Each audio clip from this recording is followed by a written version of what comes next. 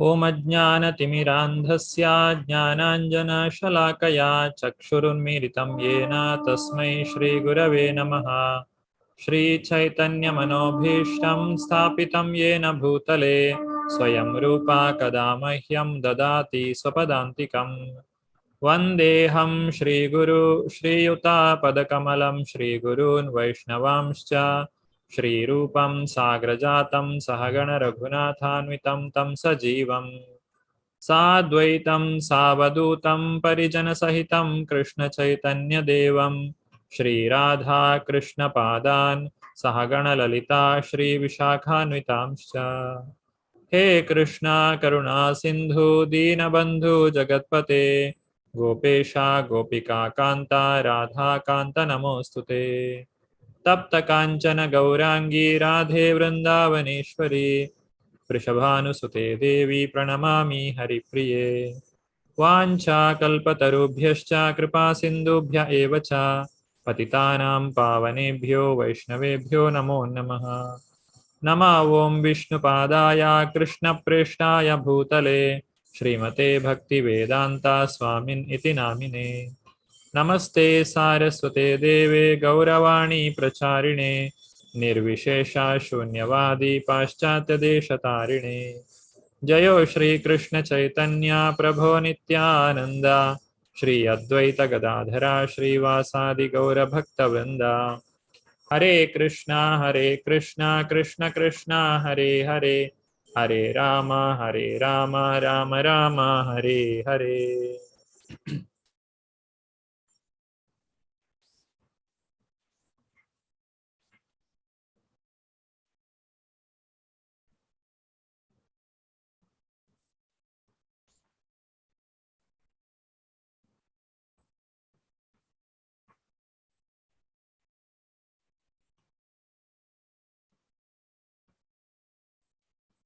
Shri Shri Radha Govind ki jai, Shri Shri Gaur Nitai ki jai, Srila Prabhupada ki jai. This is Unit 1, which constitutes the first 6 chapter of Bhagavad-Gita. And today we have lesson 7, that is, today is the 7th day of our Bhakti Shastri course. And we will be continuing to chapter number 4. What we did in the last session, that is review of 6th chapter, how practice of Krishna consciousness is transcendental to Varnashrama Dharma. Now, anybody who has come to Krishna consciousness, that Varnashrama Dharma may or may not be followed, because Varnashrama Dharma is like a stepping stone. And finally, you have to reach Krishna consciousness. And Krishna is following Varnashrama Dharma to give an example for all the people in general. And Varnashrama Dharma, if somebody follows Varnashrama Dharma, then it will be considered as human society. Otherwise, it will be like an animalistic society. So human civilization begins with the following of Varnashrama Dharma. But all the Varnashrama Dharma are of 3 modes, that is Sattva, Rajas, Tamas. So it will be considered as a stepping stone towards Krishna consciousness, which is the final goal. One should not stay in the following of Varnashrama Dharma only. One should elevate himself to the devotional service of the Supreme Personality of Godhead. And he has to transcend the 3 modes and achieve Krishna consciousness. But following Varnashrama Dharma, even by a devotee or a jnani, a person who is in knowledge, is necessary to give a proper guidance or a good example for the society. If he doesn't follow, then the followers, those who are there, they will also do not follow the Varnashrama Dharma. So everyone should follow Varnashrama Dharma, whether one is in ignorance or he may be in knowledge. In both cases, he has to follow. Following Varnashrama Dharma in ISKCON and the Krishna's responses to Arjuna's question, that is 4th reason for not fighting. This is also discussed in the last class, the destruction of the family dynasty. Then finally, Krishna gives an analysis of the lust, how the lust is making the person to commit sinful activities, even if he doesn't expect or he don't want to do the sinful activity, but still he does the activity. What is the reason? That is the kama yesha krodha yesha rajoguna samudbhavaha. Mahashano mahapapma vidhyena viham vairinam. It is a kama and krodha, lust and anger, which covers the person. And to different degrees, this lust covers the living entity, like in human being, animals, and in the plants, how it is covering for different degrees. All these things are analyzed. And finally, Krishna says that you have to develop knowledge. One who has come under the control of lust, he will lose the knowledge, because of which he will get bewildered and he may fall down. So knowledge is the answer to come out of this lust, or to break this enemy which is creating the problem. So in this chapter, we'll be studying about the knowledge. So if you open the Bhagavad-Gita, there is the 4th chapter. The first shloka, it is spoken by Lord Shri Krishna himself. He is telling, Imam vivasvate yogam proktavan aham avyayam vivaswan manave praha manur ikshvakave abravit.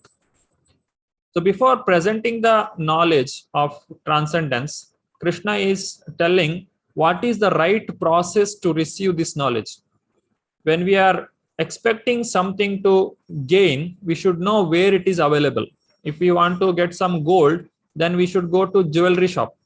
If you go to a vegetable shop and ask for jewelry, and they will think that you don't know what is a gold or what is jewelry. So they will give you something else and they will cheat you. So similarly, whatever you are expecting, you should know where it is available. So the spiritual knowledge or spiritual science cannot be accepted by anybody and everyone. Anybody cannot give the comments for the spiritual science. So it has to be come in the transcendental, this parampara system or the disciplic succession. Now, how this disciplic succession is present? Here you can see Krishna, he explains this knowledge to Vivaswan. Who is this Vivaswan? Vivaswan is the sun god. Now, the sun is the post and Vivaswan is the person. Just like Brahma, it is also a post. Indra is a post. The present Indra's name is Purandara. Purandara is the name of the person. Indra is the post. Just like the chief minister is a post and a person is there. He is a person. And similarly, prime minister is a post and the person who is taken that post is the person. Similarly, Vivaswan is the person, and he got this knowledge from Lord Krishna himself in before 120 million years. That is in the beginning of creation. And this Vivaswan has a son. His name is Vaivaswata Manu, the present Manu. That is the 7th Manu. There are 14 Manus in a day of Brahma, and presently it is the 7th Manu. In that sense, Brahma is having the midday now. That means around 12 o'clock, what we can compare to. That is the time of Brahma, 7 and 8th Manu. So presently it is 7th Manu is going on.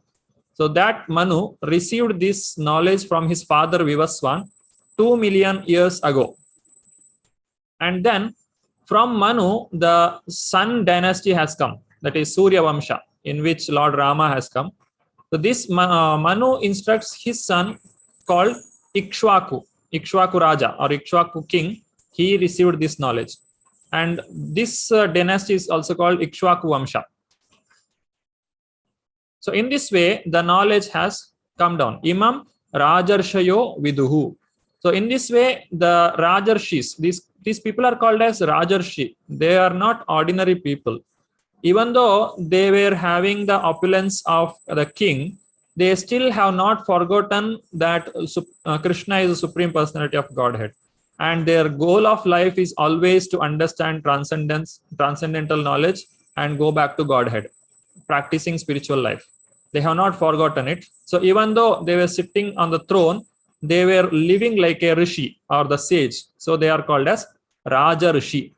So these Rajarshis were qualified to receive this knowledge. Now Krishna is telling this knowledge was lost as the time gone. Sa kale neha mahata yogo nashta parantapa. That is, evam parampara praptam imam rajarshayo viduhu sakale nehamata yogo nashta parantapa. Now, as the time goes, the knowledge was lost. What does it mean, losing the knowledge?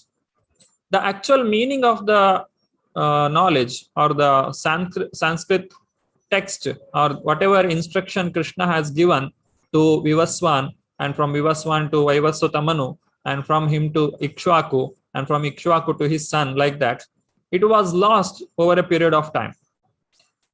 Now Krishna is going to establish this once again.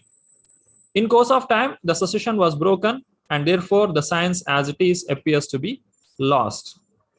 So this is the reason why Krishna is speaking this Bhagavad-Gita once again to Arjuna. Now, what is the process to receive the transcendental knowledge? If we want to get the knowledge of this spiritual science, we should approach a guru or spiritual master who has the knowledge. That means who knows the truth. They are tattvadarshi. These people are already knowing the truth. They can only give the actual spiritual science to anybody else. Otherwise, we cannot expect anybody to speak spiritual science. In India, if we see, if you ask any comment on any subject of spirituality, they will make their own comments. They don't know. They don't say that I don't know. Even though they don't know that any subject matter, they will try to give some interpretation, give some comments, so that they also want to know that they know something. So that is a problem. But actually, we have to approach a proper guru who also has another guru who is coming in the proper transcendental parampara system. And every person who is having the guru, finally it has to reach Lord Krishna himself. Then only the transcendental knowledge which we are receiving, it is perfect. Just like everyone, we have now light is there in our room. Now it is dark here. So this light is coming because of some electricity being produced somewhere.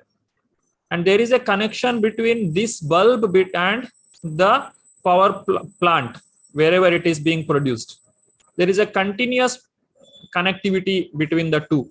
If there is any breakage, then this bulb cannot glow and we cannot have the light. We cannot use the electricity. So there is a continuous connection. The result, what we can see, there is light here. So because this light is there, that means it has the connectivity. And there is no wrong connection. There is a proper connection. That's why we are having this proper system which is running here. Similarly, if we read Bhagavad-Gita, we should understand what is there in Bhagavad-Gita actually, what Krishna wants to speak to Arjuna, exactly what it is. Now, Prabhupada, when he went to America, before that also there were many copies of Bhagavad-Gita. There were more than 650 copies of Bhagavad-Gita. But those who read those Bhagavad-Gita, none of them were becoming devotees. If you see practically, whatever the Bhagavad-Gita as it is, whatever Srila Prabhupada has given, the magic this book has done, none of them other books have done. That means they could not give that result. Why? Because this is an authorized book where Prabhupada says Bhagavad-Gita as it is. As it is, Krishna spoken to Arjuna. It is given as it is. Whoever read this Bhagavad-Gita, they will understand what is there in the heart of Lord Krishna and what he wants exactly us to follow. So that is the importance of receiving the knowledge from right source. Just like when we take admission in the school or in the college, it is our duty to check whether this college or the school is authorized by the government. If it is not authorized by the government, then finally the degree certificate, whatever we are receiving, it will have no value. It will not give you any job, or you cannot produce it anywhere. So that similarly, the spiritual science, if we don't receive from the proper authority, then we will be in confusion. We will not be able to connect the things properly. We'll say that somewhere told like this, somewhere told like this. Now how this is possible? Thousands of questions will arise in our mind. So this is a problem. So spiritual science is very important. We should take it seriously and we should accept it from a authorized person.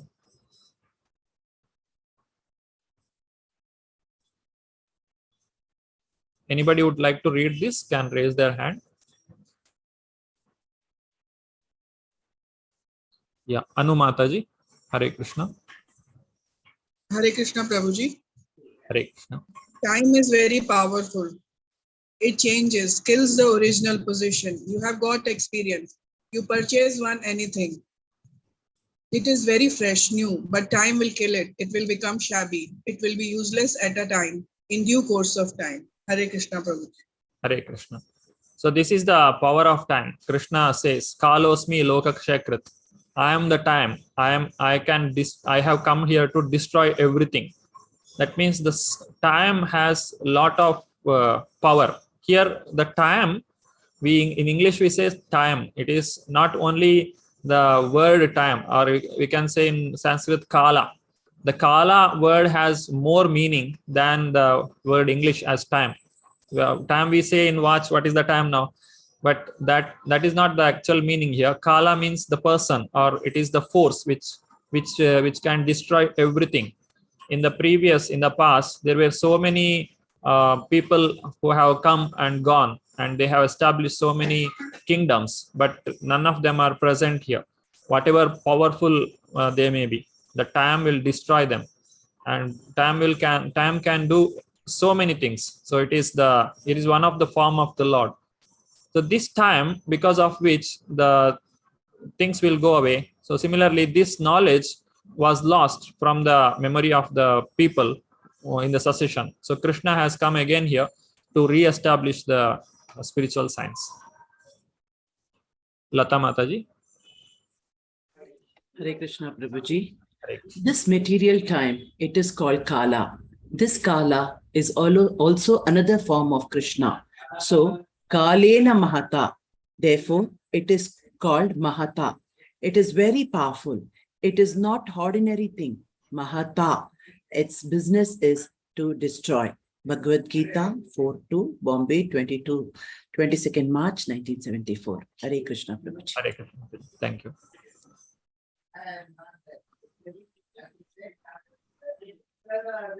Vijay Prabhuji. Hare Krishna. Hare Krishna Prabhuji. Hare. 5,000 years ago, it was detected by the Lord himself that the disciplic succession was broken, and therefore he declared that the purpose of the Gita appeared to be lost. In the same way, at the present moment also, there are so many editions of Gita, but almost all of them are not according to authorized disciplic succession. Yeah, continue, Prabhu. Since there is a great Hare Krishna.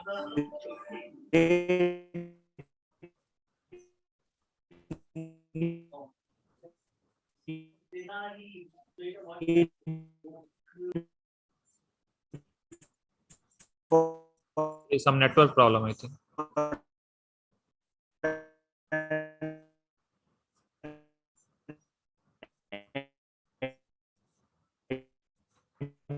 Okay, Hare Krishna.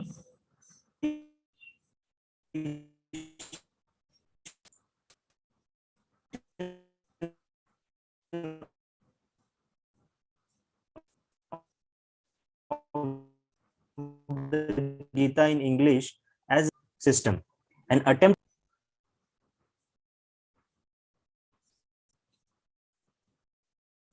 Okay. Since there is a great need of an edition of the Gita in English as it is received in the Parampara disciplic succession system, an attempt is made herewith to fulfill this great want. Bhagavad-Gita accepted as it is. That is the great boon for the humanity. So Srila Prabhupada is telling here, there is a need for this writing Bhagavad-Gita as it is. Because people have lost the knowledge, or they don't know what is the actual meaning of Bhagavad-Gita. What was happening is people write something in the name of Gita. They'll write their own life story or their personal experience. They say Gita in my words, Gita in according to me. So according to you, whatever it may be, but it cannot be Bhagavad-Gita. You can call it something else. Why you call it as Bhagavad-Gita? If you want to call something to be Bhagavad-Gita, it should be given by Bhagavan, Lord Krishna, or you can call it as your Gita. It cannot be Bhagavad Gita. So this is the problem. People know that Bhagavad Gita name is very famous. So if you keep the name as Bhagavad Gita, then people will purchase it and they can make some business out of it. But Srila Prabhupada, understanding all these problems, he has written the Bhagavad Gita as it is by taking all the commentary from the previous acharyas in the disciplic succession, so that this Bhagavad Gita as it is present, which is the foundation for our movement, ISKCON, International Society for Krishna Consciousness. Anybody read this Bhagavad Gita, they will become devotees. That is for sure. So anybody who seriously take this Bhagavad Gita, teachings of Bhagavad Gita seriously, they'll understand what is the what is transcendental knowledge.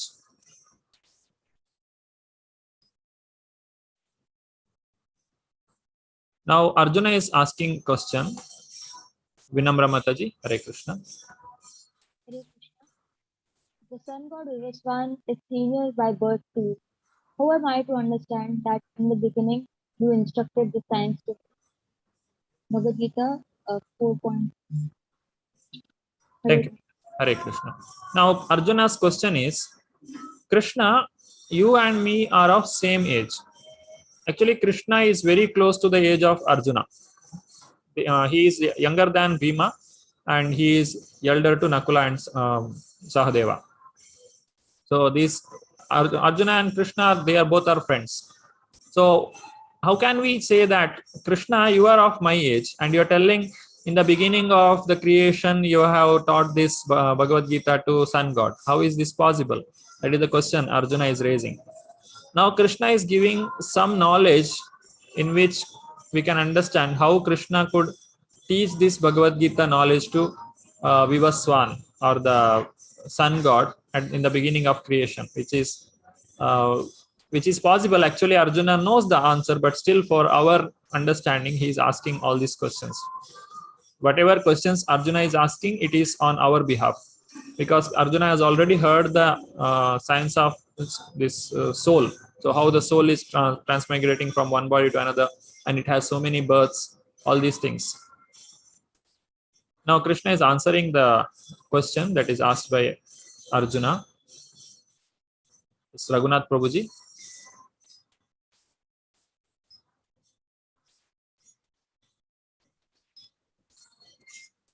Hare Krishna Prabhuji. Yes. Janma karma cha me divyam. Bhagavad Gita 4.9. Okay. Bahuni me vaitatani janmani tava charjuna thanya aham veda sarvani natvam veta parantapa. Many births both you and I have passed. I can remember all of them, but you cannot. O subduer of the enemy. Bhagavad Gita 4.5. Hare Krishna Prabhu. Hare Krishna. Thank you, Prabhu. Now Krishna is telling there are many births have taken by you and me, that is Krishna and Arjuna. But Krishna can remember them, Arjuna is not able to remember. What is the reason? There is a difference between Lord Krishna and any other living entity.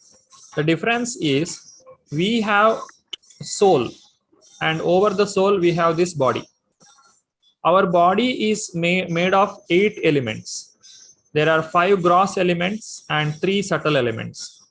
The 5 gross elements are earth, water, fire, air, ether, or the sky.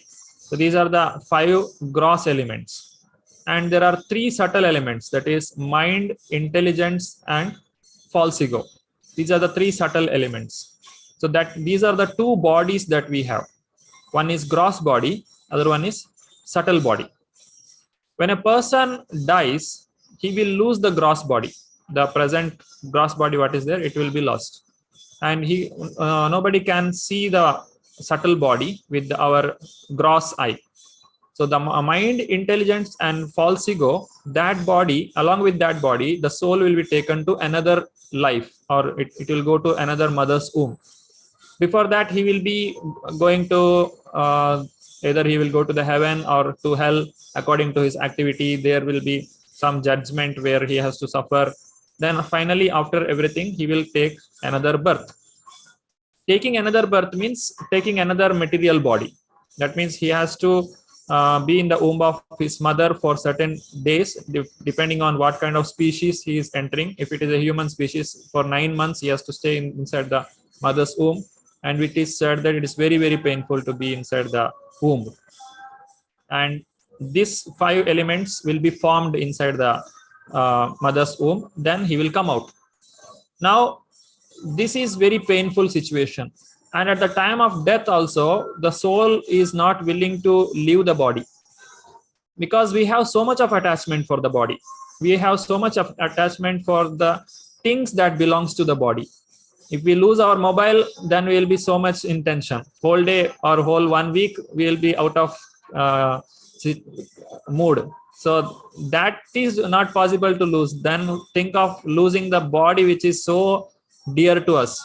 So losing that body is very, very painful. And the Yamadutas, they will come and pull the soul out of the body, because we are not supposed to be in this body even for a moment extra than whatever it is decided. So immediately we will be pulled out from this body. So at that time also there is pain. So because of this pain which we have at the time of birth and death, and because of this process which we are undergoing regularly, we forget the things. We don't remember what happened in the previous life, or whatever happened in the past lives. There are so many lives we have come across. And it is also a necessity for forgetting our past life. If we don't forget our past life, then we can't live this life also. Because this life itself, we have so much tension. We don't have time to solve this life problem. Then if we come to know about our previous problems, previous life, whatever things we have done, if we come to know that, then we will be completely in depression, or will not be able to live this life happily. This is true for a person who has gone into some depression case. We try to make him forget whatever he has happened in his life, and you start a new life. Like that, we try to convince him. So this is by Lord's arrangement. We forget whatever happened in the past. But for the Lord, it is not so. For the Lord, there is no separate body. For Krishna, it is Deha, Dehi, Abhinna. There is no separately body like Krishna, and within Krishna there is some soul. No, not like that. Krishna's body itself is transcendental. He has a transcendental body. His body is not made of this blood, bone or flesh, all these things. His body is transcendental. He's called Satchidananda Vigraha. Sat Chit Ananda. The Sat means it is eternal. Chit means full of knowledge, and Ananda means full of bliss. That is his body is made of. And he will not undergo the pain of taking birth or dying. All these things are not there for him. The janma and karma, his activities and his birth, it is transcendental, because of which he will not forget anything. Even though Arjuna has forgotten, Krishna will remember everything. Arjuna is a constant companion of Lord Krishna. Earlier, when Krishna came as Narayana Rishi, Arjuna was Nara. So Naranarayana Rishi, the incarnation we have seen. So when they are always eternally, they are together. In whatever pastime that happens, Arjuna is there with Lord Krishna. But Arjuna will forget because he is a jiva, and Krishna will not forget because he is the Supreme Personality of Godhead.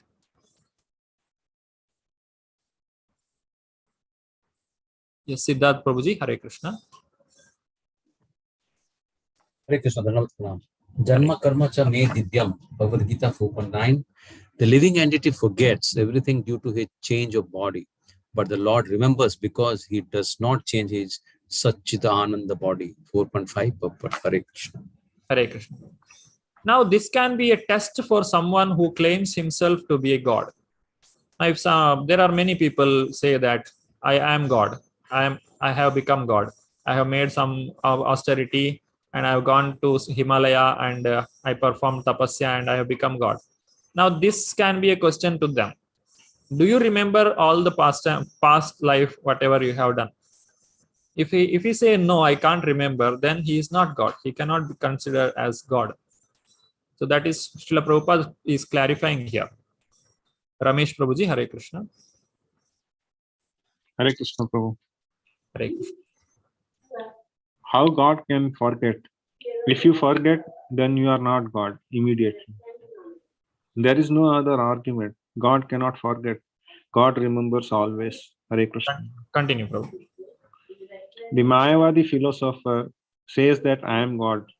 Now I am under illusion of Maya. I have forgotten myself, that I am God, and my meditation, I shall become God.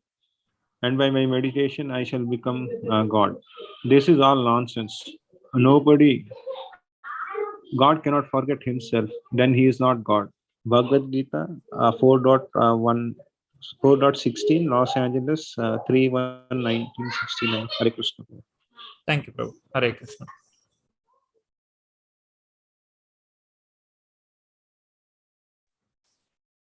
Okay. Who are these Mayavadis? Mayavadis are the people who think that they can also become God. Now, becoming God is impossible. There is a difference between Jiva and the Lord or Vishnu Tattva. Jiva Tattva and Vishnu Tattva.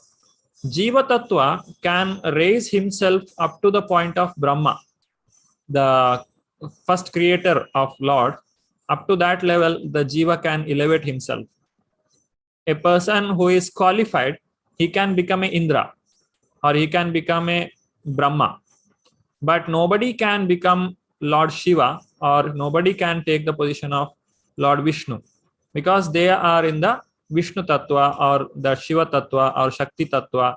All these are different Tattva. They are in the different category. We cannot reach their position. That is impossible. So according to these Mayavadi philosophers, they are claiming that by meditation, by austerity, I can also become God. Presently, I have forgotten that I am God, and when I am perfecting myself through meditation and austerity, I will remember that I am God, and I will become God, and I'll merge with the God. So this is a wrong philosophy. Nobody can become God. No Jiva can become God. Jiva is always the servant of Krishna. Jivera Swarupahaya Nitya Krishnera Dasa. Jiva, the living entity, his Swarupa. Swarupa means the eternal position, is always servant of Supreme Personality of Godhead. Since we are all searching for the happiness, our real happiness is present in serving the Lord. This we can practically experience. When we serve the Lord, we will become very happy. So that is, Srila Prabhupada is clarifying here. Mayavadi says that I am under illusion now and I am God. That means Maya is covering the Lord. That is not possible. Maya cannot cover God. Maya can cover only the Jiva or the living entity. When we are not able to see God, that doesn't mean that Lord is covered with ignorance. The ignorance is covering only to us. When there is a cloud in the sky, the sun is not visible. The cloud is covering our vision. The cloud cannot reach the sun. It is very far away. It is only covering a portion of the sky below which we are standing, because of which we see that there is no sun in the sky. So this cloud can cover our vision, but it cannot reach the sun because the cloud has no capacity to reach the sun. If at all, theoretically, if you think cloud can reach the sun, then it immediately gets melted, or it is impossible. You cannot even imagine how cloud can cover the sun. Similarly, Maya cannot touch the Lord. Wherever there is Krishna, there is no Maya. Krishna Surya Sama Maya Haya Andhakara. Jaha Krishna Taha Nahi Mayara Adhikara. Krishna is like the sun. Maya is the ignorance. Wherever Krishna is there, there cannot be any presence of Maya or the ignorance. So it is not at all possible. So this Mayavadi philosophy is not bona fide, and one should not get confused with the spiritual knowledge, and one should not accept this Mayavada philosophy. Now, Krishna has given so many reasons why his birth and activity are different from the birth and activity of other people. So we can find this in the text number 6 to 9. These four texts are explaining how Krishna's birth and activities are different. So identify points relevant for preaching from Bhagavad-Gita 4.6 to 9. Pay special attention to Sanskrit words, phrases, and analogies. So this is a group activity that we can have.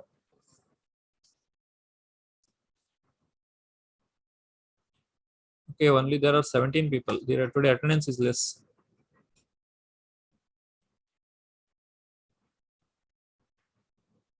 Okay, I'll make 4 breakout rooms. We have 3 minutes for discussion and 2 minutes for presentation. What you have to do, go through these 4 texts, 6, 7, 8, 9, and you can identify the points where Krishna is speaking about his birth and activities and how it is different from others, and how Krishna is able to remember all his past activities, and why Arjuna is not able to remember them.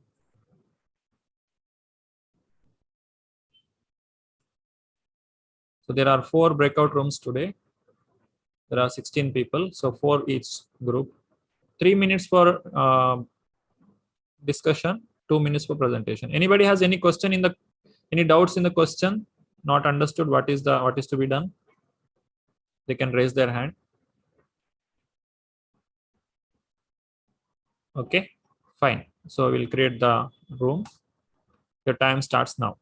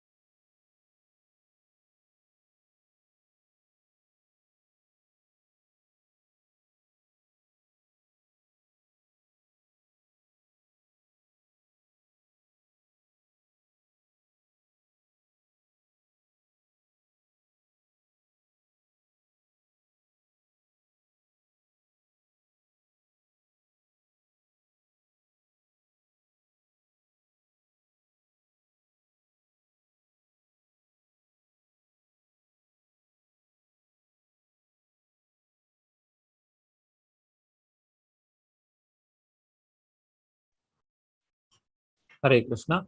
Welcome back to the session. So let us start the discussion. I request the devotees to raise their hand so that they can present their points for 2 minutes. Yes, Siddharth Prabhuji, Hare Krishna. Hare Krishna, Pranam Prabhuji. We have 3 minutes, so actually we'll have 1.5. I'll talk about the Sanskrit first, and our Prabhuji will talk about the analogy.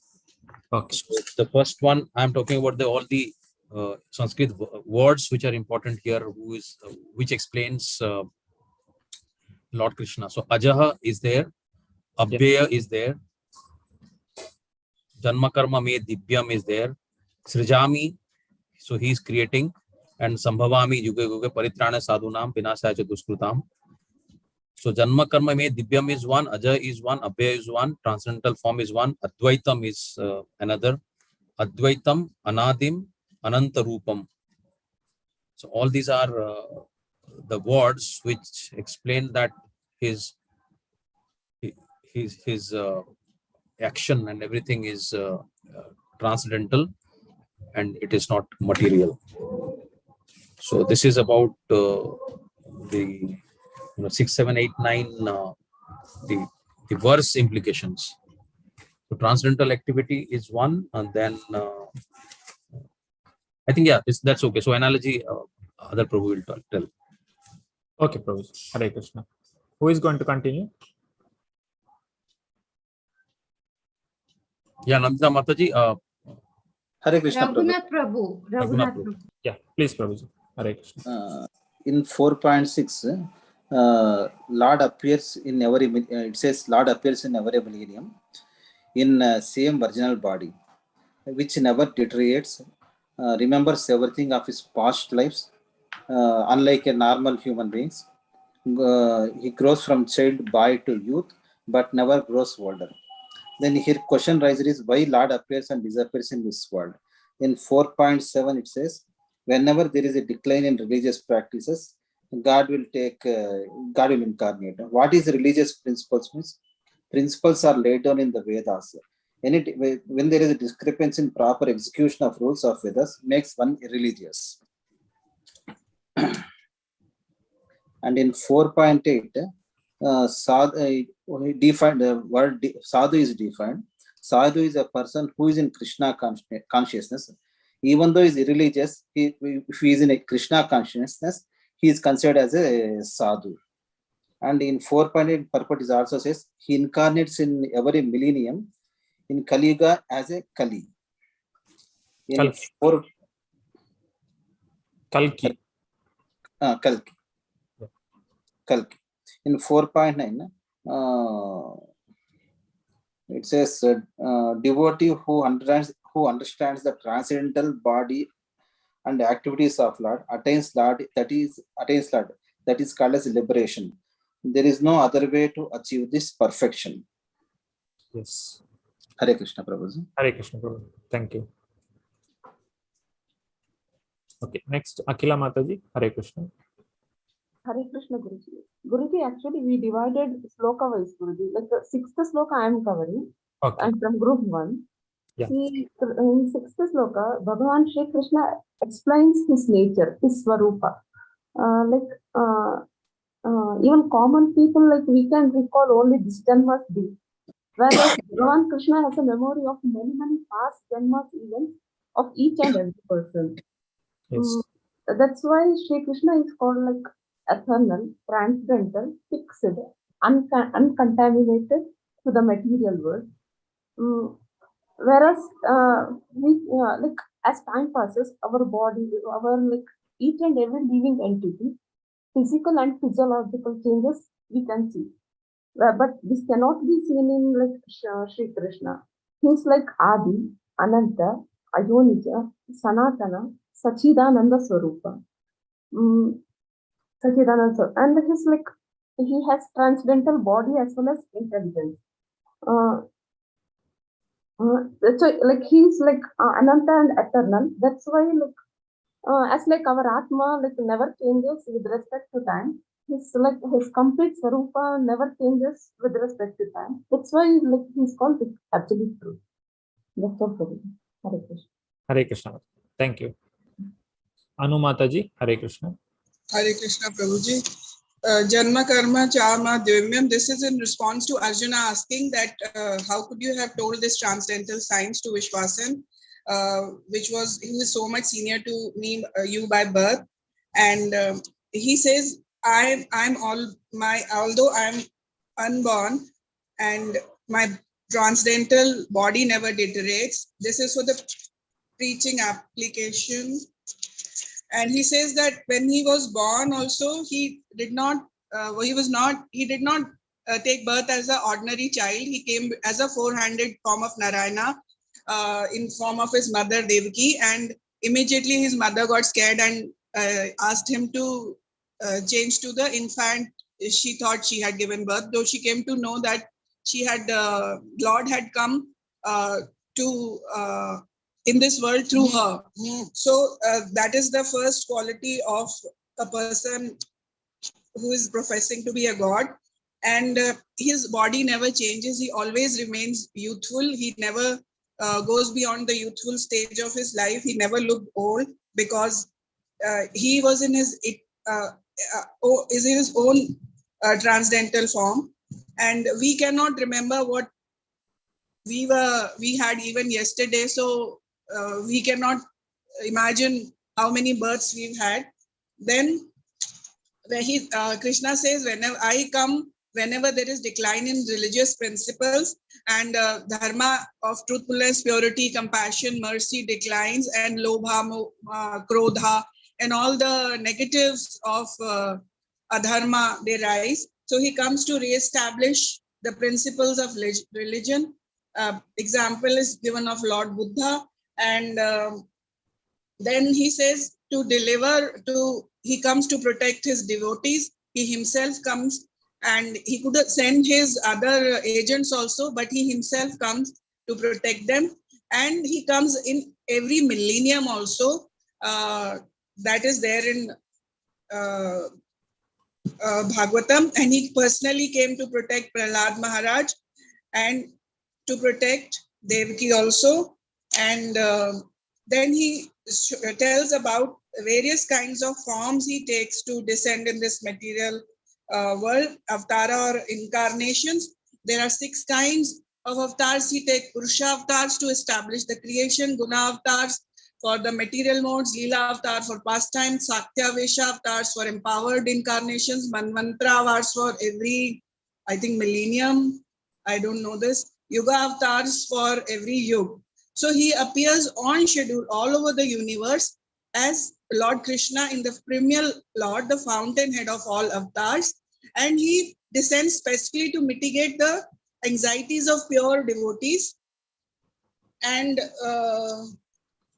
one who knows this transcendental activity or this nature of the super soul, he does not, upon leaving body, take birth again in this material world, but attains my eternal abode.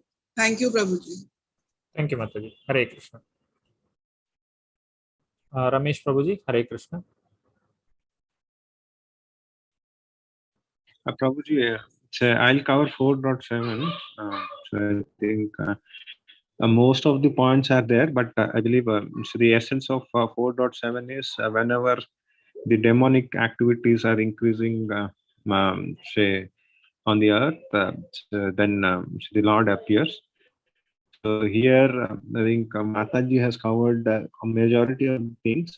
I believe appears in original body is called Sujami. So the Sanskrit word is that, so which is there. And I think Mataji covered avatar. So one of the avatars. So the Lord can appear in any of the avatars with an agenda. So he has, say he appears and then so there is a reason for his appearance, and that's the thing. And the other thing is, when he was born, Krishna was born with 400 form, which Mataji covered. So, and that's it, Prabhu. So I think, and then he doesn't have any time limitation. So he is not bound with time. So whenever he likes, he can descend. So he is not time bound. Hare Krishna. Thank you, Prabhuji. Hare Krishna. Shweta Mataji, Hare Krishna. Hare Krishna Prabhuji. So I'll be covering 4.8. I'm from group 1. Okay. So here it is written like Sambhavami, that he appears. So that is a Sanskrit word. And in the purport, it is written like how the incarnations are actually there in the spiritual world. And when the Lord descends, then it is known as avatar. So that was the point in 4.8. Hare Krishna. Hare Krishna Mataji. Thank you. So Krishna's form or Krishna's different avatara or the incarnations are always present.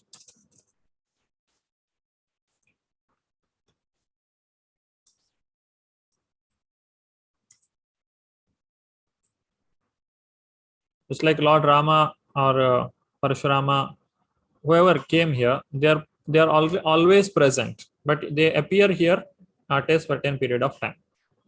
Okay, I thank all the devotees for actively participating in the discussion. Let us continue our discussion. Prabhuji, there are 2 more people who have raised their hands. Okay. Rhythm Prabhu. Rhythm Prabhuji, Hare Krishna. Hare Krishna Prabhuji. Hope I'm audible. Yeah, yes, Prabhu. So I'm presenting from group number 1. I was supposed to be saying regarding shloka number 4.9. So it was Janma Karma Cha Me Divyam. So Bhagwan Shri Krishna is saying that my birth and my work is transcendental, and Evam Yo Vedhi Tattvaha. If someone who knows this, that my birth and my work is transcendental, from that moment, from that birth onwards, he will be taking birth in subsequent lives, because he or she has understood the incidental knowledge of Sri Krishna, and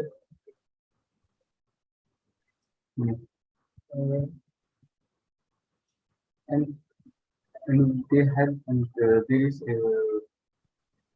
and regarding the process of liberation for impersonalist or your Malyalam, as they do say that they will be merging into the common Jyoti. It won't, and that is, and they, out there is a risk that people might fall from that position. And therefore, just by knowing the transcendental knowledge, the transcendental nature of Shri Krishna is enough to safely get out of this cycle of birth and death. Hare Krishna. Hare Krishna. Thank you. Lata Mataji, Hare Krishna. Everything is covered. I just only want to talk about Srijami, that cannot be used in the sense of creation, because according to all the verses, there is no creation which is... Mataji, you're muted. Yeah. Yeah. Everything is covered, Prabhuji, except one thing which I wanted to talk about is Srijami, that cannot be used in the sense of creation, except Lord's creation and Lord's form. All others are not transcendental. They are just the creation, except His creation, because it is to protect Dharma. And therefore, the principle of Dharma and the religion are the direct orders of the Lord. And unless and until it is ordained by the Lord, there can be no creation in this world. And I also, as various avatars has been done, every avatar has got its own significance to destroy the evil, to destroy the irreligious practices. Just like Buddha is born when the animals are being killed, just to destroy this, to take out this non-violence in the mind of the people. It is something to bring about the change in the mind of the people, that Buddha avatar is there. Similarly, in all avatars, it is destruction of evil practices and evil. God has made it as a practice so that we understand that these avatars are meant, Lord as teaching us what are the right principles and the right form of living. Yes. I just wanted to add that, Prabhuji. Thank you, Mataji. Thank you. Hare. Thank you, Prabhuji. Yeah, Krishna has some purpose to come here, but we come because of our own karma. Yes, Prabhuji. Yeah, thank Yes. you. Hare Thank you. Krishna. Hare Krishna.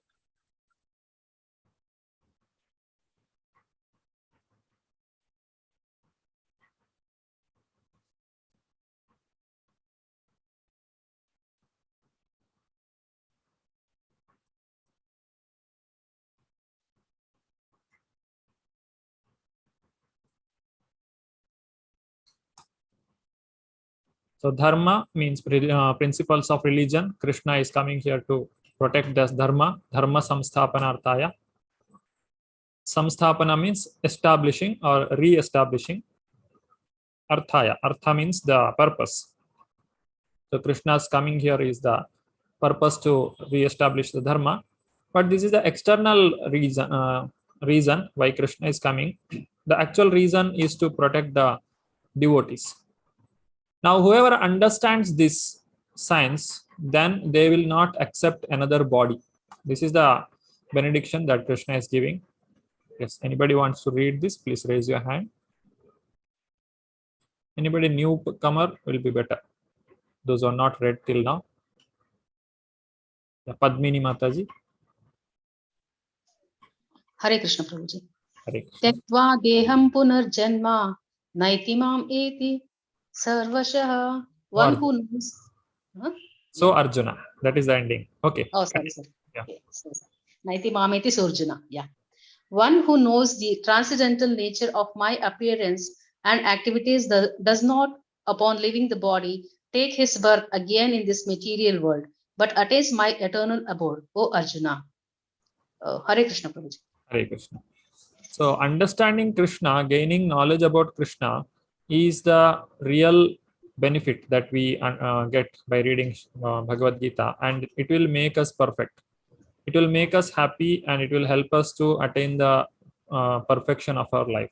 Knowing Krishna, it is just by knowing the science of Krishna, knowing the activities of Lord Krishna, just by hearing these pastimes, it will purify our heart. That is the Srimad Bhagavatam, what it does for us.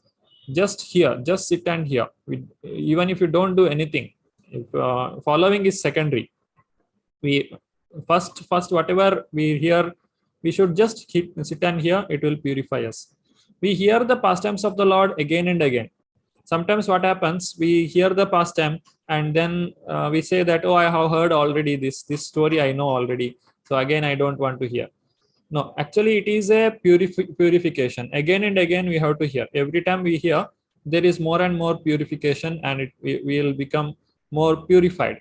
Now the Kartik Mass is coming, and in that Kartik month, we hear the pastimes of Lord Damodara almost every day in the evening. So whenever we when we sing the Damodarashtakam, we read the pastimes of Lord Damodara. So every day for an entire month, we are hearing the pastime of Lord Damodara. That is same story every day. Every day we hearing the same again and again and again. It is not the purpose of only knowing the story. It is the purification that happens when we understand the pastimes of the Lord. So here Krishna is telling, whoever understands or one who knows that my activity, it is transcendental, then he will not come back to this material world again. He will go back to Godhead.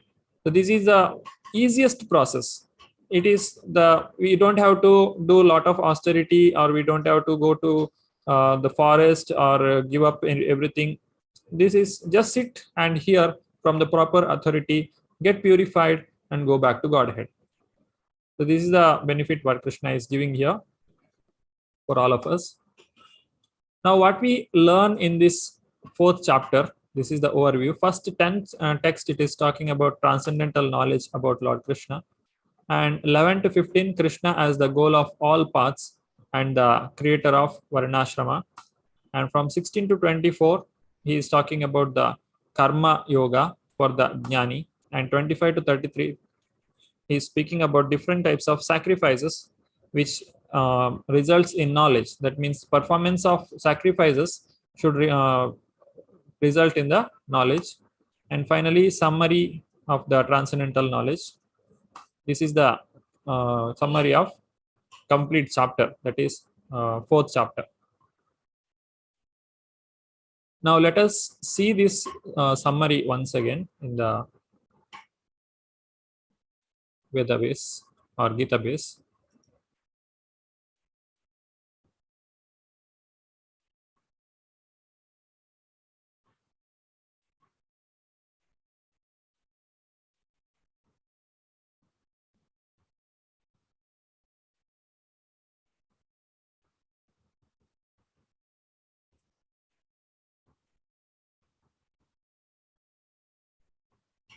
Yeah, those who are, all of you can give the attendance. Mataji has shared the link.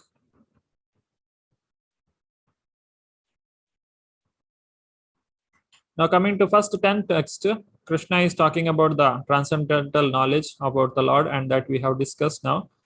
One who has understood this science of Krishna, then they will not come back again to this material world. So this we can understand here.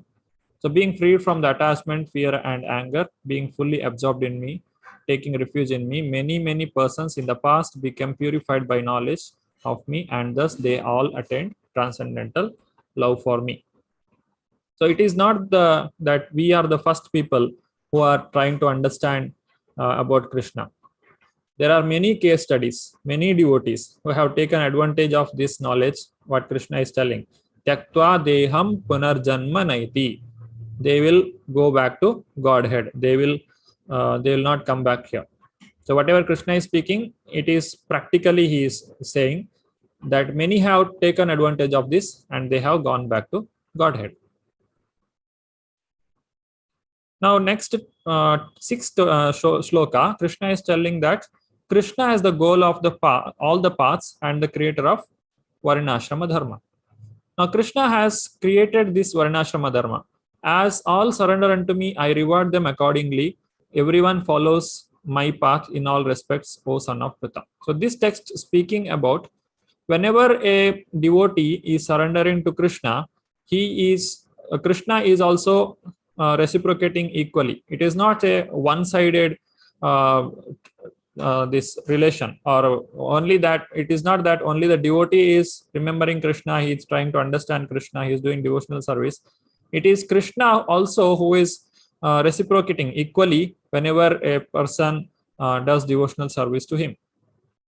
So that is Krishna is clarifying here. So when we do devotional service, we can see in the examples of many great devotees where Lord Krishna served his devotees. So this is the sweet relationship between devotees and the Lord. In material world, generally when we serve someone as a servant, we will remain only the servant. We should keep serving them, and the master will not serve the servant at any cost. But Krishna, it is possible that if you see, Krishna has served Arjuna as a chariot driver. Krishna is the supreme personality of Godhead. It is not necessary for him to become the charioteer of Arjuna, but Krishna has made this activity to show that how he is reciprocating. And whoever remembers Krishna, the Krishna takes care of them personally. Ananyas chintayanto mam ejana paryupasate tesham nityabhiyuktanam yogakshemam ahamyam. Whoever remembers Ananya Chinta always of me, I will give them whatever they are lacking and I will protect whatever they were having. So this is told by Krishna himself, and I will do it definitely. It is not by some agent or someone. It is Krishna personally coming and taking care. But there are some people still understanding all this knowledge. They don't worship Lord Krishna directly, but they will worship the demigods. Men in this world desire success in productive activities, and therefore they worship the demigods. Quickly, of course, men get results from productive work in this world. So these people who worship the demigods, they are worshipping to get some quick result. Because Krishna, if you go to Krishna, he will not give what you want immediately. He will ask you questions. Why do you need? Just like parents, if you go to parents, give me 100 rupees. The parents will ask the child, why do you need 100 rupees? What purpose you are using this money? But the same child, if he goes to his uncle or someone, and the uncle lovingly he will give whatever he asks, because he is not as much careful as the parents, whatever the child does. So similarly, these demigods, they have some power because of the mercy of Lord Krishna himself, which is sanctioned by Lord Krishna himself. These demigods will give some material benefits, and there is no protection behind that benediction, whatever we are receiving. Since there is no protection, there is a chance that person can harm himself. Just like the example of Hiranyakashipu. He got the benediction of becoming the Lord of all the world, the heaven, almost every place he has ruled. He has ruled over the heaven, even though he has no control his own senses, or he doesn't know how to make the people happy, because the main first qualification of a king is to see his all people as his son, the entire citizens. But he has not done. He has exploited the material world. But if you see the example of Dhruva Maharaj, who also has worshipped the Lord for getting some kingdom, but he got purified when he saw the Supreme Personality of Godhead, Sri Krishna. This is because Krishna will purify us before giving anything to us. But other demigod, they will not purify us. They will just give whatever you want, because they just want to get rid of you. They are not interested what you are going to do with it, or they are not having any personal care for you. But Lord Krishna is like our mother or father. He is always caring for us, and he will not give anything which is not good for us. So what we should understand here, at any cost, we should not go for the demigods for asking some material benefit, because that kind of benefit can harm us. It will not make us happy.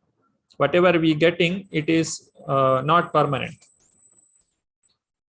It does not mean that we should disrespect the demigods. Demigods are the powerful agents of the Lord. They are administrators.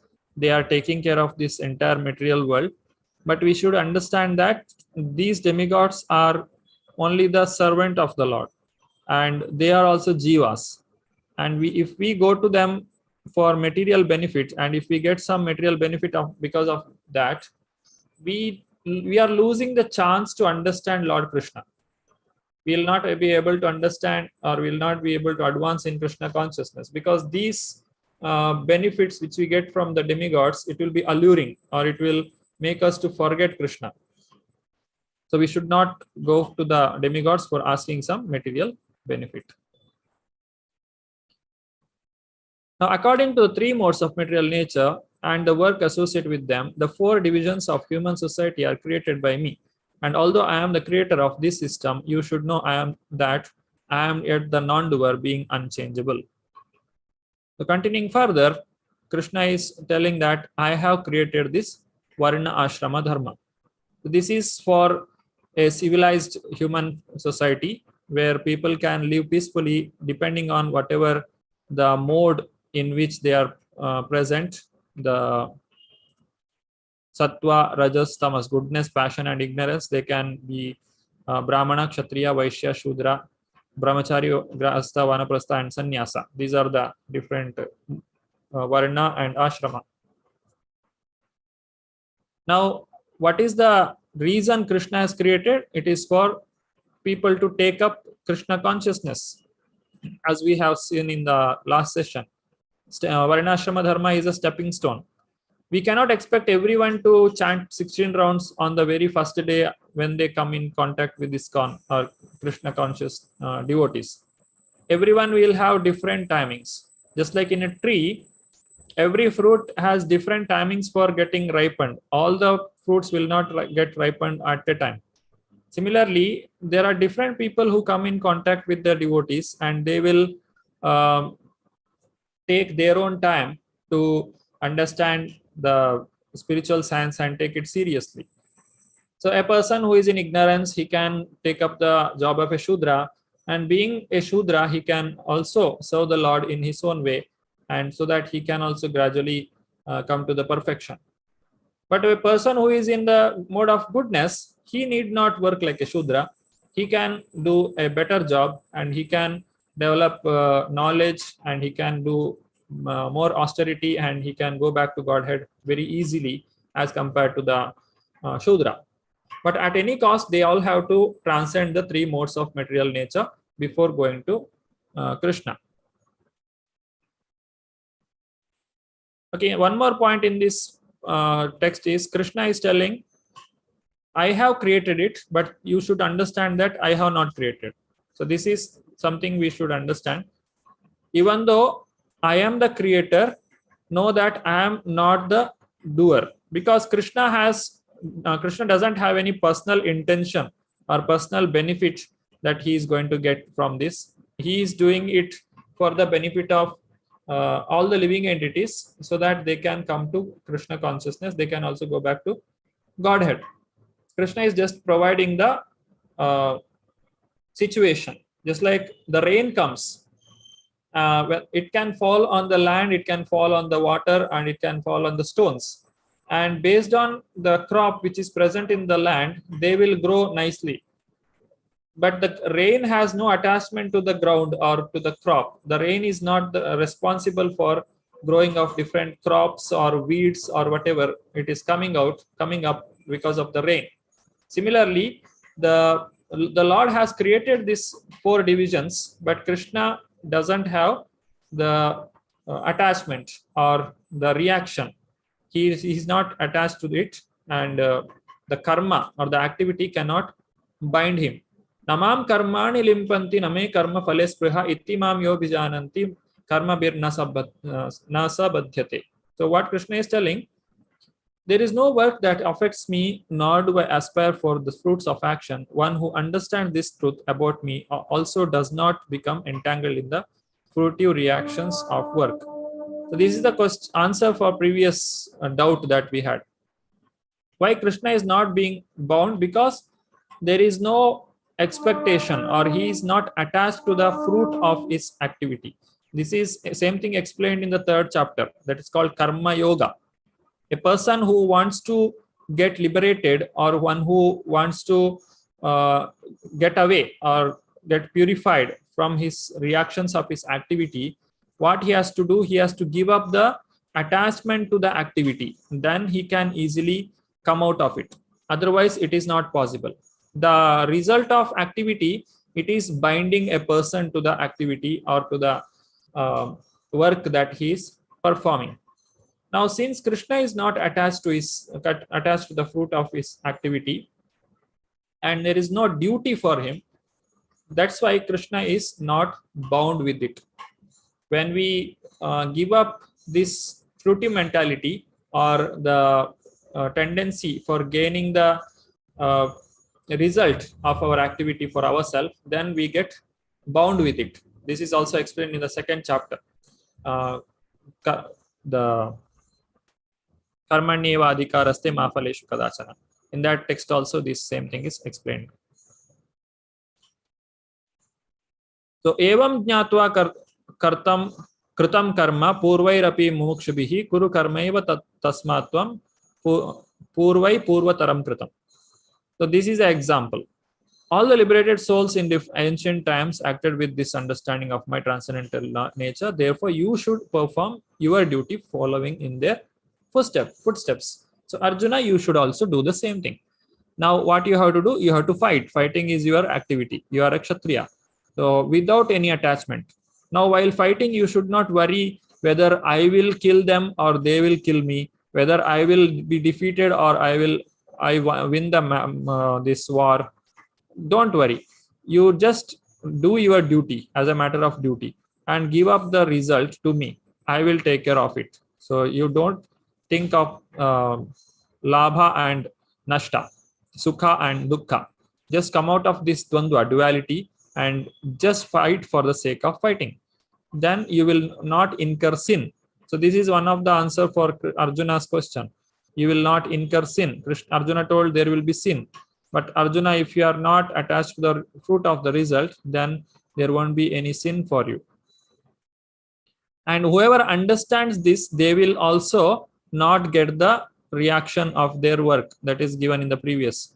So whoever, you can see, one who understands this truth about me and also does not become entangled in the fruitive reaction of work. So by understanding Krishna, by understanding the activities of Lord Krishna, one can get rid of the reaction of his activity.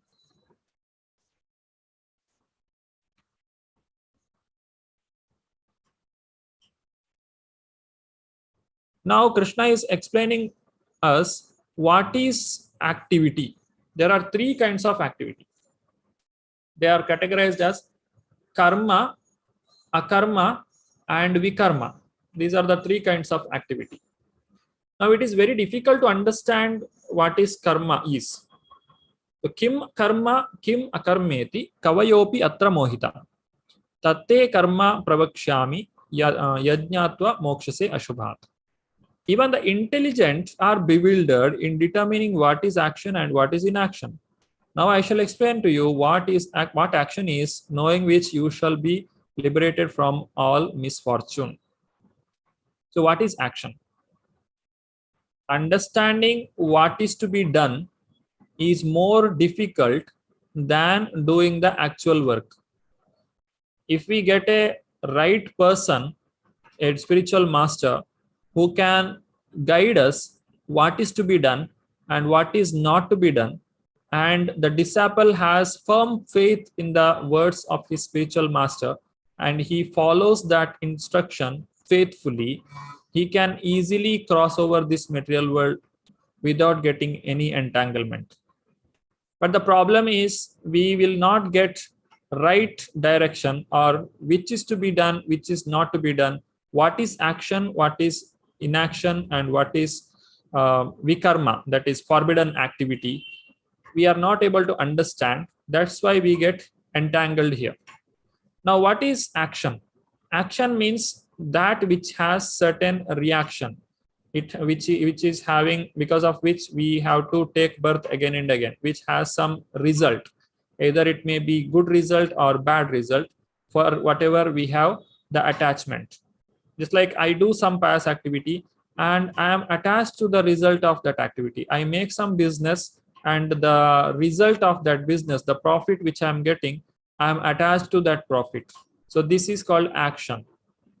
And what is vikarma or forbidden action, that is punishable by the law of the government, where person will be put behind the bar, just like the killing or cheating or disturbing the people.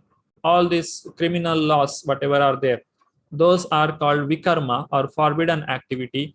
The intoxication, meat eating, illicit sex, gambling, all these are vikarma. They are not to be done, and they will take one person to hell.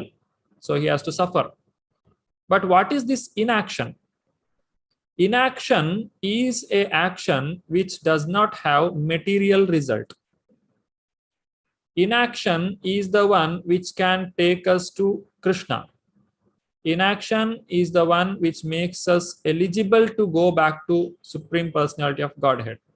That is called inaction. Now, if we perform inaction, then our activity gets purified. It is just like the transformation of action itself is inaction. A person has taken a lot of milk preparations and he got indigestion.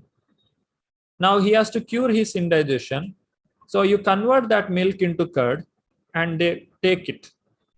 So curd is nothing but another milk product itself, but it is transformed into curd and it is consumed. Now it is good for digestion. Similarly, the activity, everyone eats, everyone drinks water, and everyone sleeps, everyone does activity and gets some result for the activity. But now these all are actions. How to convert this into inaction? So we cook food for ourselves to eat, because nobody can sustain themselves without eating. Now before eating, you offer this food to the Supreme Personality of Godhead as Naivedya. Now if you offer this, then Krishna will accept it and he will convert this, or this food, whatever we have prepared, it will be considered as prasada, which becomes transcendental. Krishna is absolute. There is no difference between Krishna's name, Krishna's activity, Krishna's form, and whatever paraphernalia Krishna has. There is no difference. Similarly, the prasada what we receive, that is also as same as Lord Krishna himself. So action of cooking and eating has become inaction by offering it to Krishna. So this is the solution. Eating is the activity which can bind us, because we cannot eat anything which has no life. Whatever we are eating, it has some life. Either it may be plant or animals or whatever, it has a life. Except the salt, everything has life. So when we are using, even though if we are using vegetarian food or vegetables, they also have some life in it. So using this living plants, cutting them, it has certain kind of sin. And when we are extracting this food from the nature, that extracting activity also has some action or reaction for that. There will be so many insects when we clean the vegetables, and in the fruit there will be so many other living entities which have taken the shelter. So all those things will be removed, and our very breathing action can kill so many living entities. So there will be a lot of sin that is occurring in our day-to-day life. So how to purify this? We should offer everything to Krishna. Just offer the things, and whatever Krishna gives in return as prasadam, we should accept it. Then it will be considered as inaction. So this is very important, which is very difficult to understand. Kim karma, what is action? Kim akarma, what is inaction? Kavayopi atra mohita. Kavaya means very intelligent people. They also get bewildered. So tatte karma pravakshyami yajnatva mokshasya ashubhat. So if you understand this, then whatever Krishna is explaining here, then one can get liberated from this misfortunate situation.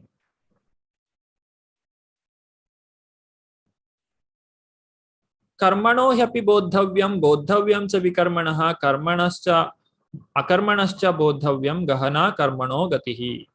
This is another jugglery word, whatever Krishna is telling, which is very difficult to understand. The intricacies of action are very hard to understand. Therefore, one should know properly what action is, what forbidden action is, and what inaction is. So what is the intricacy of this action, inaction, and forbidden action? Karmani akarma ya pashyet, akarmani cha karmayaha. Sa buddhiman manusheshu sa yukta krishna karmakrit. Translation says like this: one who sees inaction in action and action in inaction is intelligent among men, and he is in the transcendental position, although engaged in all sorts of activity. Now, what is this seeing inaction in action and action in inaction? Now, inaction in action is the example what we seen just now. A person who does all kinds of activity as a offering to the Lord, even though it looks like an activity, it is inaction because it has no material result. It will take him back to Godhead. It's like a person who is preaching Krishna consciousness. He will also act like any ordinary man. He will also interact with people. He will travel to different places. He will preach the knowledge of Krishna, and he will try to make people intelligent. He will give the transcendental knowledge to them, and he will make them understand what is the purpose of life. These all are liked by Krishna. So whatever liked by Krishna, whatever activity done for Krishna, it is inaction. It looks like action, but it is inaction. This is called seeing inaction in action. And action in inaction. What is this action in inaction? Now, there are certain people who go to forest and give up all the activity. It is called Naishkarmya. Just by giving up the activity, a person cannot achieve inaction. I will give up all the activity. I will not cook for food for myself, and I will not meet anyone. I don't talk to anyone. I will not do any of the material interactions with anyone. I'll just sit like a stone. This is like, it looks like inaction. He is not doing any activity, but that is actually action, because he is doing something, one or the other activity at all time. Otherwise, a person cannot live. A person who has taken this body, he is doing any one activity he is doing. At least he is breathing, or he is thinking about something, or he has certain desires to achieve. So you cannot make your activity zero. So this is a wrong way or wrong path what person is doing. It is called action in inaction. A person who has given up all the activity and thinking himself that he has become inactive, he cannot become inactive. But that kind of action or inaction is called action. This is called seeing the action in inaction. Inaction of somebody is considered as action because it is not related to Krishna. And at the other side, a person who is completely doing all kinds of action, but since he is not attached to the result, just like Krishna told earlier, I am not attached to the fruits of my activity, so there is no karma or the attachment for it, and I am always free from the bondage. Similarly, Krishna is, similarly the person who is doing inaction, he is also not bound.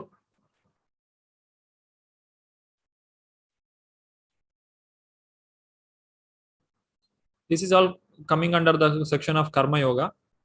Yasya sarve samarambha kama sankalpa varjita jnanagni dagdha karmanam tamahu panditam buddha. So these all are knowledge what Krishna is giving. One is understood to be in full knowledge, whose every endeavor is devoid of desire for sense gratification. He is said by sages to be a worker for whom the reactions of work have been burnt up by the fire of perfect knowledge. Who can do all these things? Only the person who has knowledge. One who does not have the knowledge, he cannot do this in action. He'll get entangled. It's like a person who for okay, Hare Krishna.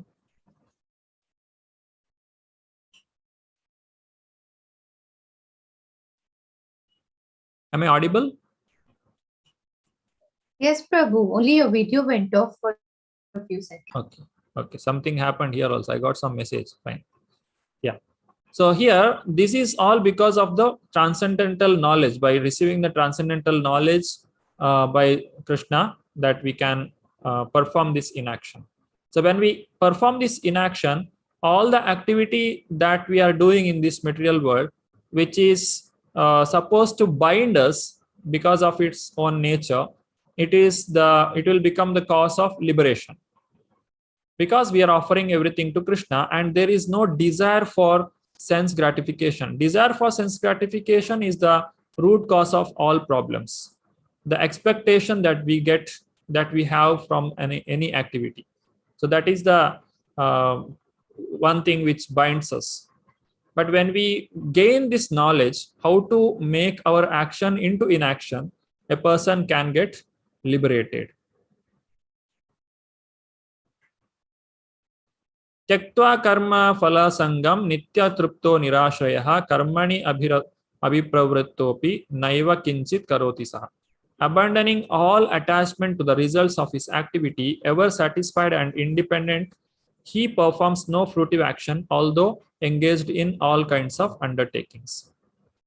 So by doing all this activity, a person who is completely independent from the result of his activity, one who is not attached to this activity, one who is doing this karma yoga, through his knowledge.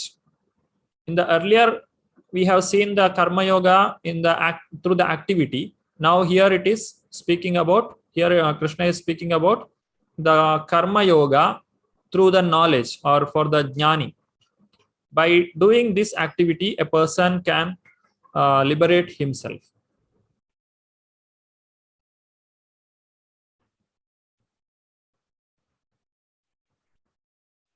Further continuing, such a man of understanding acts with mind and intelligence perfectly controlled, gives up all sense of proprietorship over his possessions, and acts only for the bare necessities of life. Thus working, he is not affected by sinful reaction. So in this way, a person who is not attached to the result of his activity, he will not be bound by the sinful reaction. So whatever happens, it is for the Lord. There is no attachment for him. Just like a soldier who is fighting in the border, whether he gains or loses, it is for the nation. He will not be punished, even though he has killed so many people. But if he does the same thing after coming home, if he kills his neighbor, then he will be behind the bar. But he is killing so many people on the order of the nation, on the order of the army. He will not be punished because he has no he doesn't have any expectation, or he doesn't have anything to gain for personal benefit. So that's how, by giving up the fruit of result, a person can escape from the results or escape from the punishment. This is just like a monkey. People can catch the monkey by giving some dry fruits. The dry fruits are kept in a pot which has very small neck. The neck of the pot is very small, so that when the monkey comes and puts its hand inside, he will grab the dry fruits which are kept inside. And he tries to pull out his hand. The hand, since there is a fist, it will not come out easily, and it is caught there. And if he has to come out, then he has to leave the dry fruits, whatever he has, and then his hand will come out easily. Similarly, when we come to this material world, we get attracted to these results of activity, and we learn so many things such that if we perform this activity, we can become happy materially. But this material happiness, which will comes along with the distress, can entangle us, and it will keep us here permanently. We'll continuously, based on different desires that we have, we keep changing our bodies. We go to different species of life. But as soon as we give up this dry fruit, or if we give up this tendency for fruit of our action, then we can easily escape, or we can easily come out of this difficulty. But it is not so easy to give up the fruit of activity, because whenever we hear this, people ask, what is the motivation for doing any activity? Why should I work if I don't have to, if I don't get the result of my activity? I will lose the motivation for doing the activity at all. But the real motivation is to go back to Godhead. That is the final goal, or the perfection which we have to gain. For that perfection, we should give up the lower results, or the temporary happiness that we gain by taking the result of our activities. Yadricha labha santushto dvandvatito vimatsaraha samasiddha asiddhau cha krutvapi na nibadhyate. He who is satisfied with gain which comes of its own accord, who is free from duality and does not envy, who is steady in both success and failure, is never entangled, although performing actions. This is talking about the duality. The bondage, or the whatever the result, the attachment to the result, it is because of the duality. I like happiness and I don't want distress. I don't want to get into trouble and I want always to be happy. So this is a duality. I like something and I don't like something. Dislike and dislike. This is the cause of our attachment to the result of the activity. But a person who takes both together, one who doesn't have the duality, like one who, whatever comes on its accord, if he is able to accept it as a mercy of the Lord, then he can become happy. he'll become free from this duality. Ichha dvesha samuttena.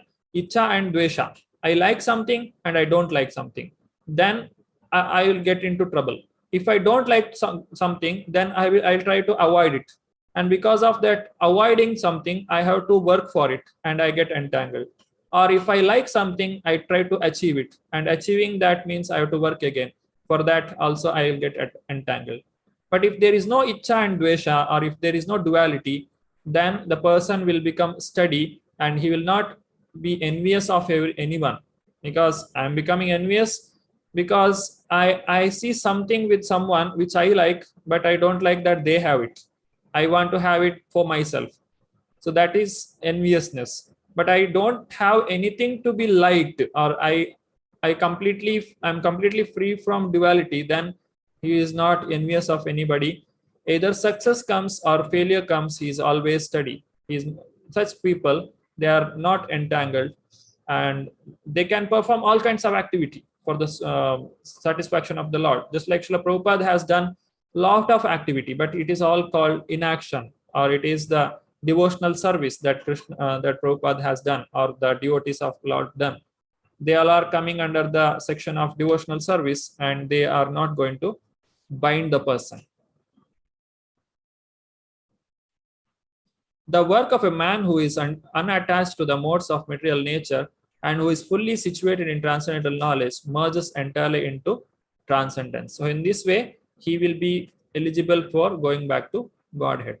A person who is fully absorbed in Krishna consciousness is sure to attain the spiritual kingdom because of his full contribution to spiritual activities, in which the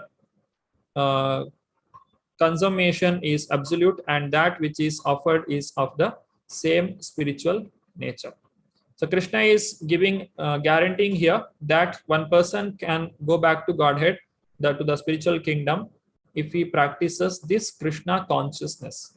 So finally, understanding what we should understand here is, we should do all the activity as a service to Lord. We should bring Krishna as the center of our life. Whatever we do, whatever activity we perform, it should be done as a sacrifice to Supreme Personality of Godhead. Now Krishna is explaining about different types of activity, or it is called yajna. Yajna means the performance of activity for the satisfaction of yajna purusha. Yajna, Krishna is the enjoyer of yajna, so he is called as yajnesha, and these activities are called as yajna. Now, what are the different yajna that are performed, or it's called sacrifices? Some yogis perfectly worship the demigods by offering different sacrifices to them, and some offer sacrifices in the fire of Supreme Brahman, and some unadulterated brahmacharis sacrifice the hearing process and the senses in the fire of mental control, and others, that is regulated householders, sacrifice the objects of senses in the fire of senses. So these are different sacrifices. I'll not get into details here.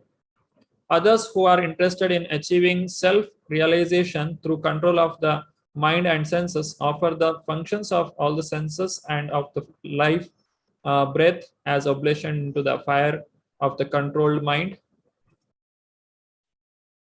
And having accepted strict vows, some become enlightened by sacrificing their positions, and others by performing severe austerities, by practicing the yoga of eightfold mysticism, or by studying the Vedas to advance in transcendental knowledge. These are different paths, different activities.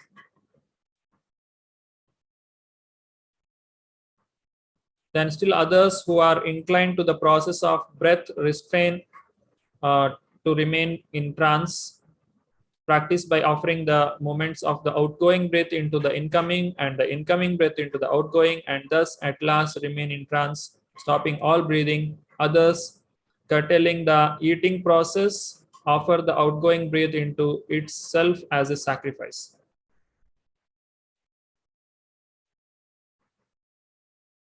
All these performers who know the meaning of sacrifice become cleansed of sinful reactions and having tasted the nectar of the results of sacrifices, they advance towards the supreme eternal atmosphere. These are the different types of activity that a person can perform for purification. Oh, best of the Kuru dynasty, without sacrifice, one can never live happily on this planet or in this life. What then of the next life?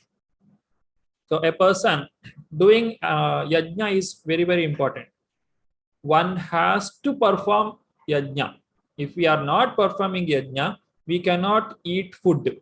There will be scarcity. If we are not giving back, we are taking so much from the nature. We are taking the sunlight, we are taking the air, we are taking the water, whatever the nature is providing us. But we have to give back. That is in the form of yajna. Now, how to perform yajna?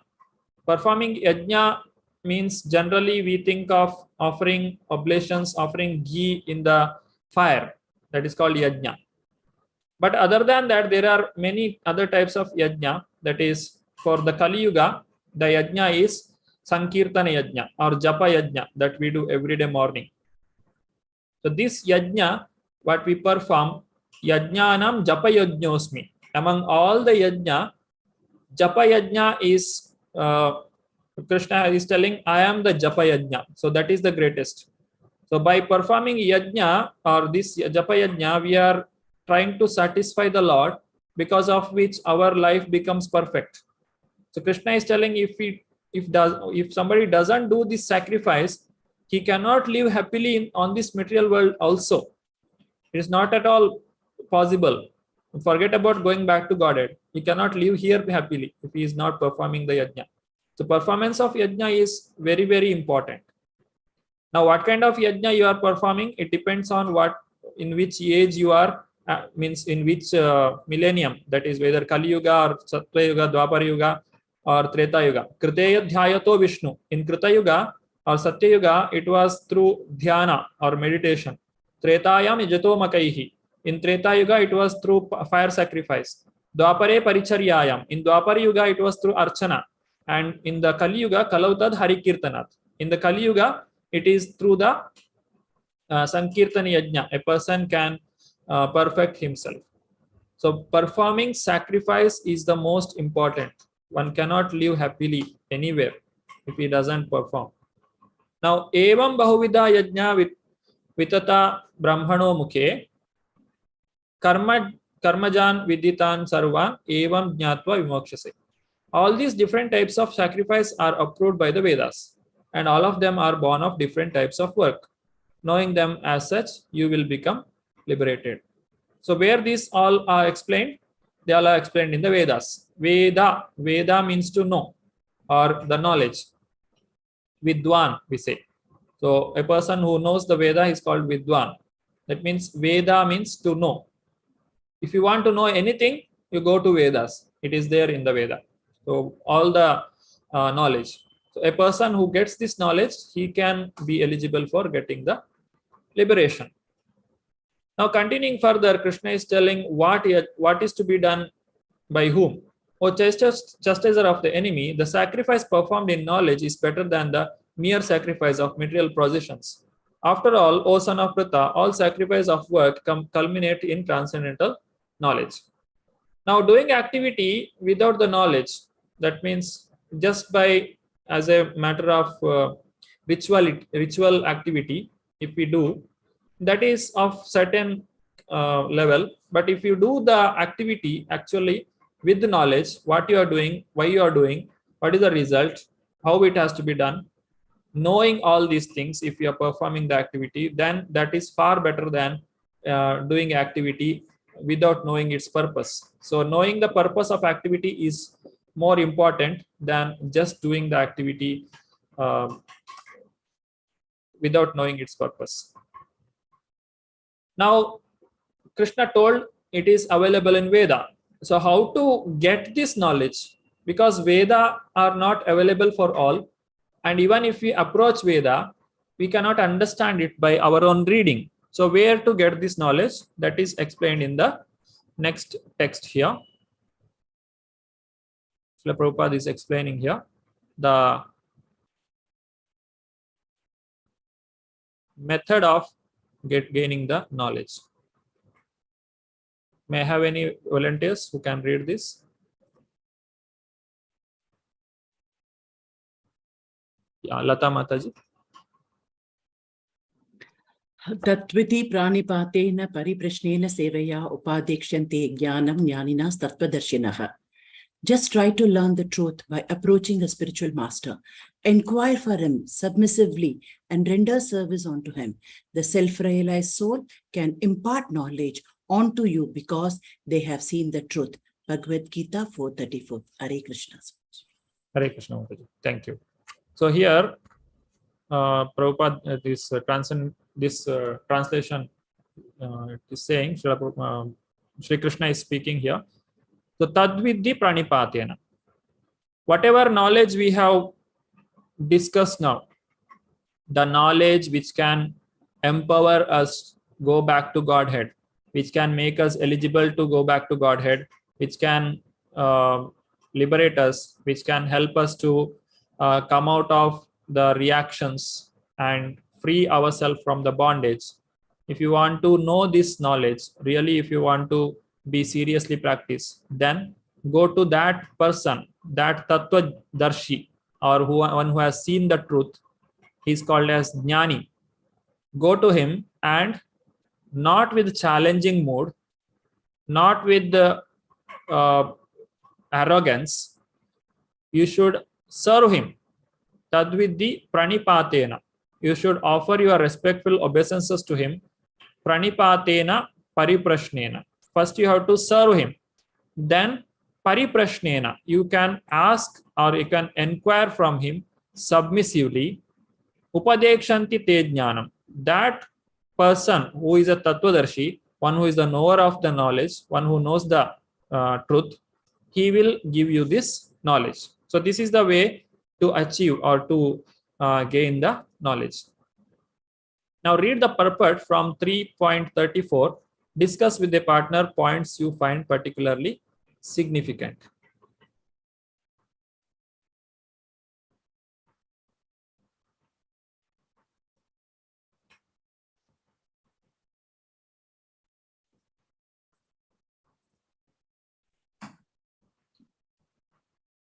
Yeah, Vinamra Mataji, can you read the purport? Prabhuji, the translation or the purport? Yeah, it's done in the PPT. If you want, you can read once again. The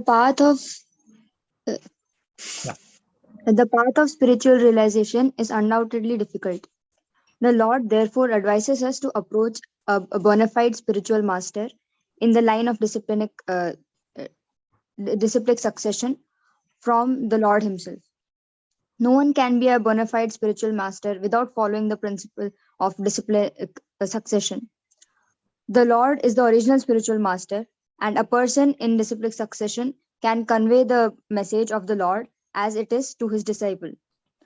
No one can be spiritually realized by manufacturing his own process, as is the fashion of the foolish pretenders.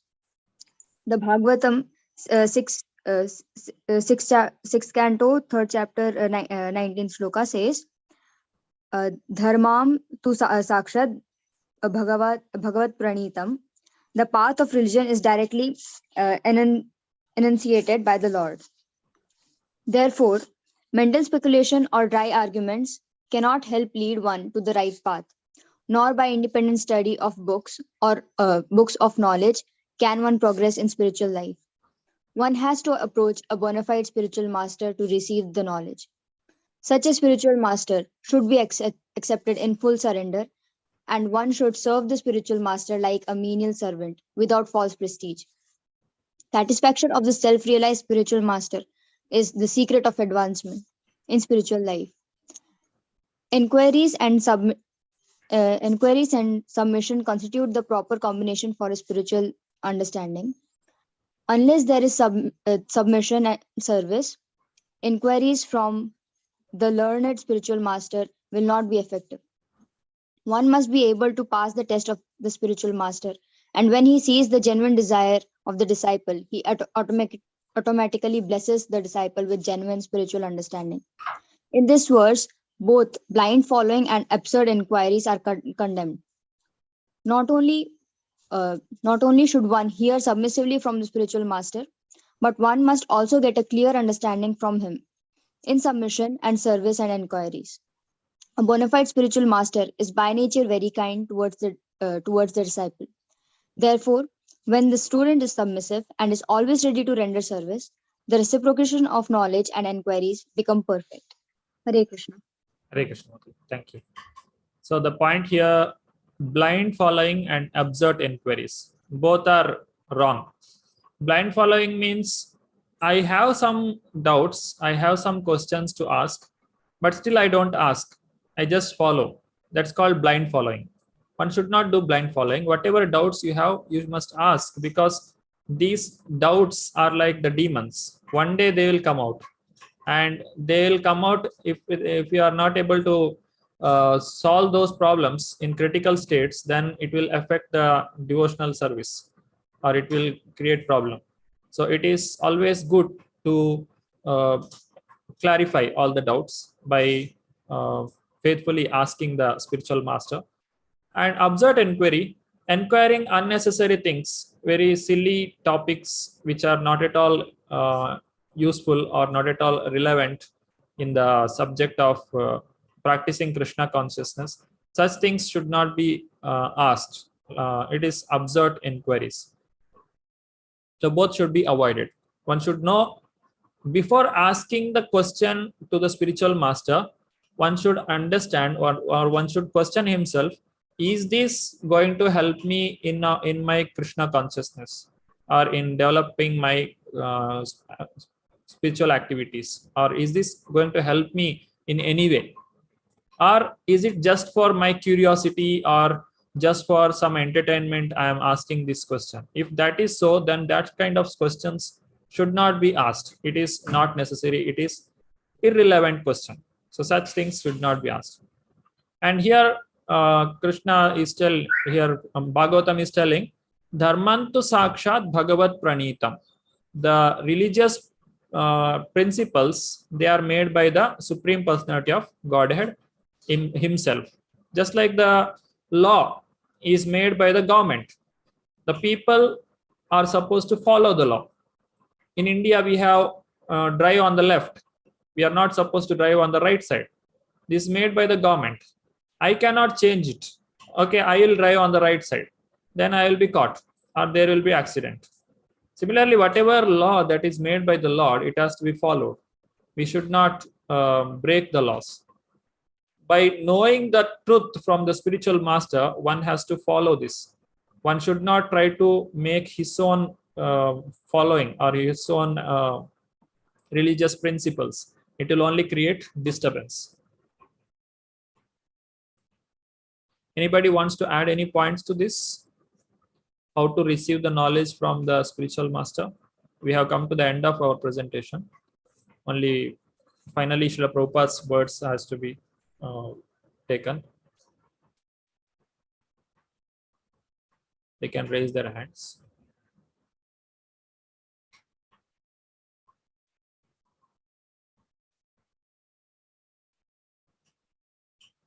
Okay, so we'll continue to the presentation.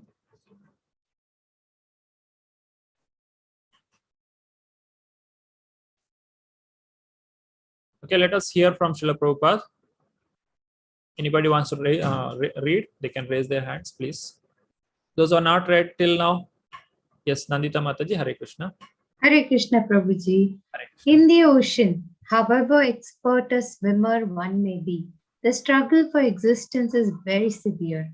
If someone comes forward and lifts the struggling swimmer from the ocean, he is the greatest savior.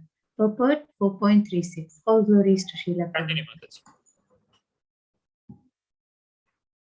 So we require hundreds and thousands of spiritual masters who have understood this Krishna science and preach all over the world. Yeah, Surendranath Prabhu, Hare Krishna. You can read the next one. Therefore, we have formed this society and we invite all sincere souls to take part in the society and become a spiritual master and preach this science all over the world. There is great necessity of this knowledge. Bhagavad-Gita 4.34-38, New York, 1966. Hare Krishna. Hare Krishna, Prabhuji. Srila Prabhupada ki jai. Thank you, Prabhu. Jai. So, with this, we have come to the end of the session. So, what Srila Prabhupada is telling here, spiritual master is the most important. Anybody who is very expert in swimming, he cannot swim the ocean. This is called Bhavasagara. In the early morning, we chant, we sing, Samsara Dava Nalalidhaloka, Tranaya Karunya Ghana Ghanatvam. Only by the mercy of spiritual master one can cross over this Bhavasagara, or the material this ocean of material existence. Otherwise, it is not possible. One has to take up this take up the blessings of spiritual master. Then only he can perfect himself. And also Srila Prabhupada is telling, we need hundreds and thousands of spiritual masters here. So those who are getting benefited by the Bhagavad-Gita given by Srila Prabhupada, that is Bhagavad-Gita as it is, they should read this Bhagavad-Gita, understand and preach to others. This is an assignment Srila Prabhupada is giving to each and every one of us. For preaching Bhagavad-Gita, one need not remember all the 700 shlokas of it. One can read and understand whatever according to their capacity, according to their dedication, and preach this knowledge to all the people, whoever comes in contact with you. Yare deka tare kaha Krishna Upadesh. You should Amara Ajna Guru Bhava Tara Edesh. Whoever comes with you, Chaitanya Mahaprabhu is telling, as per my order, you should become spiritual master. And whoever comes in contact with you, you should give them Krishna consciousness. And Srila Prabhupada is also telling, you give this knowledge of Krishna consciousness to every person who comes in contact with you. So that is the assignment Srila Prabhupada has given. We are very fortunate to come in this parampara, and Srila Prabhupada, who is freely distributing the knowledge of Bhagavad-Gita as it is, which is given by Lord Krishna and which is received by Arjuna, the pure devotee of the Lord. So we all must take the advantage of this lifetime, this opportunity, make our life perfect. Brahmanda Brahmite Bhukona Bhagyavana Jiva Guru Krishna Prasada Bhai Bhakti Lata Bija. We are fortunate to receive this knowledge, to receive this Bhakti Lata. And Bharata Bhumite Manusha Janma Haila Yara Janma Sartaka Kari Karo Paropakara.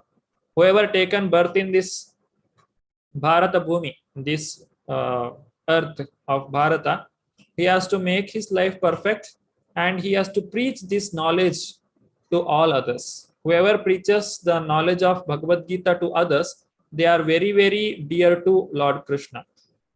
That is given, told by Lord Krishna himself in the Bhagavad-Gita at the 18th chapter. So with this, we have come to the conclusion of this chapter, this session. Now, whoever has any questions to ask, they can raise their hand and ask the questions. Hare Krishna, Krishna Krishna, Hare Hare, Hare Rama, Rama Rama, Hare Hare. Thank you. Hare Krishna.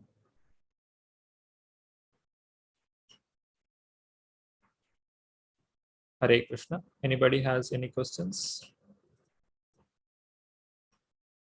All of you, please fill the attendance.